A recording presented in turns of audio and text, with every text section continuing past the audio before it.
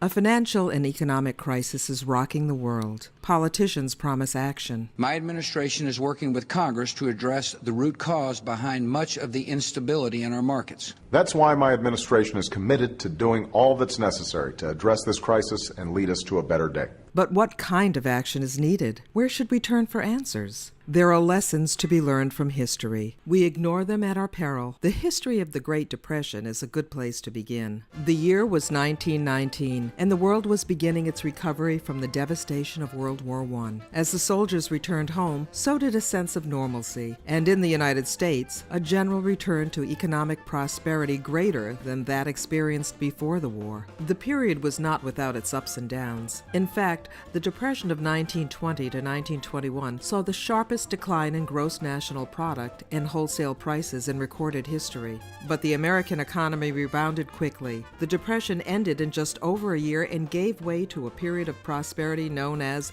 the Roaring Twenties. However, the next economic downturn, the crisis of 1929, would turn out very differently. A series of disastrous economic policy decisions turned what would have been an economic downturn into what we now know as the Great Depression. Amity Shlaes, a senior fellow at the Council on Foreign Relations and author of The Forgotten Man, A New History of the Great Depression, explained how an economic crisis turned into a world-shattering catastrophe. In the 1920s, we had a stock market crash, but it didn't have to be a depression. And then when we had a depression, the depression didn't have to last till World War II, but it did.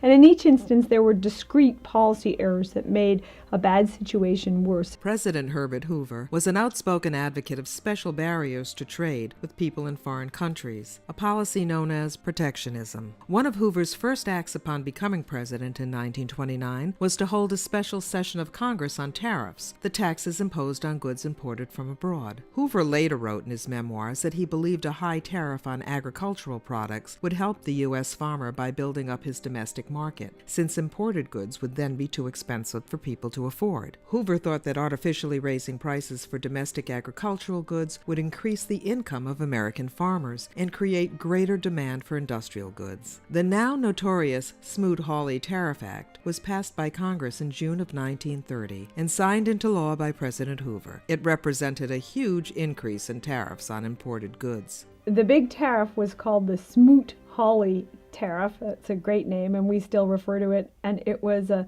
frightening tariff. It did cut trade in the U.S. by half with foreign nations. So it had a dramatic effect at a dramatic time when the stock market was also falling by more than half. So there was trouble in the U.S. economy. The stock market had crashed, and Smoot-Hawley made it all worse. The Smoot-Hawley tariff went well beyond increasing taxes on imported farm goods. By the time the bill was passed by the Congress, special interest groups of every kind had been able to cash in at the expense of American consumers and other less politically connected industries. The bill included special taxes on sugar, wheat, beef, cotton, textiles, leather and shoes, wool and wool products, velvet, decorative china, glass surgical instruments, pocket knives, and watch movements. Tariffs were raised on over 20,000 imported items. Of course, the people who had to pay the price to protect the chosen industries were American consumers and American businesses, anyone who had to buy any of the goods covered by the tariff in order to go about their daily business. The politicians didn't understand that you cannot create wealth by blocking trade. Exchange creates wealth by allowing people to exchange what they make for what others make. Each participant in the exchange can specialize in what he or she produces at the lowest cost. Trade is based on mutual gains. Blocking trade only makes the economic pie smaller. The special interests can gain if, as they make the pie smaller, they get a much bigger share of it. But everyone else gets a smaller share of a smaller pie. Protectionism impoverishes. Protectionism creates conflict between the interests of producers and the interest of consumers in every country saddled with protectionist policies. It also creates conflict between nations. U.S. exports fell dramatically as a result of the Smoot-Hawley tariff. As the tariffs hit American consumers and they imported less from abroad, their suppliers were able to purchase less from Americans, and American exports collapsed. American export industries were devastated by a bill designed to protect American industries from foreign competition. In the end, the policy was a disaster for America. American exporters understood the economics that the politicians did not. The European director of General Motors, Graham Howard, sent a telegram to President Hoover warning that the passage of the Smoot-Hawley tariff would spell economic isolation for the United States and would cause the most severe depression ever experienced. History proved him right. Protectionism was a disaster for the United States economy, but it turned out to be a disaster for the world, too. Raising tariff walls creates tension and hostility among countries. When the Smoot-Hawley Tariff Act was becoming law, foreign affairs worried about the future of the world, not only the economic, but the political future, and they read all the things that were going on in the European papers and reported what the Europeans were saying. And one of the things that was quite interesting is that the Swedish paper said of the Smoot-Hawley tariff, here it is, it was the most terrible blow against the economic life of the world. A Spanish newspaper said the U.S. was trampling on fair competition and on the peaceful spirit of the world.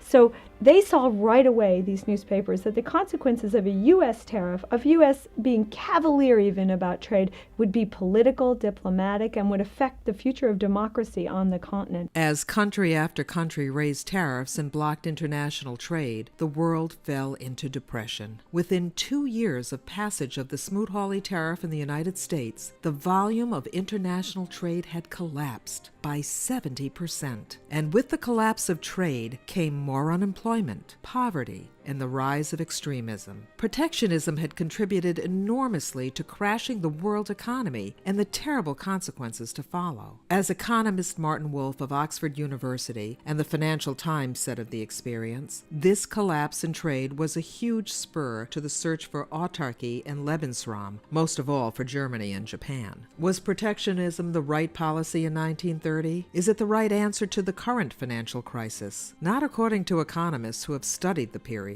Professor Jagdish Bhagwati of Columbia University is a renowned expert on the issue. Today, after the twin crisis, financial crisis and the macroeconomic crisis, many people think that somehow that has created a justification for protectionism.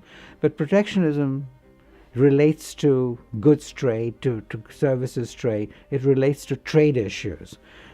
The financial crisis relates to financial issues. Stopping trade won't solve problems rooted in the financial sector. Like the Smoot-Hawley tariff and the process of retaliation it set off around the world, protectionism will only make things worse, without addressing any underlying problems. Stopping trade won't cure our economic crisis. It threatens instead to make it much, much worse, as it did in the 1930s. Economists from around the world have joined together to protect free trade from the protectionists who want to stop trade. You can join them by signing the petition for free trade at www.freedomtotrade.org. This is a truly international effort uniting people from all over the planet.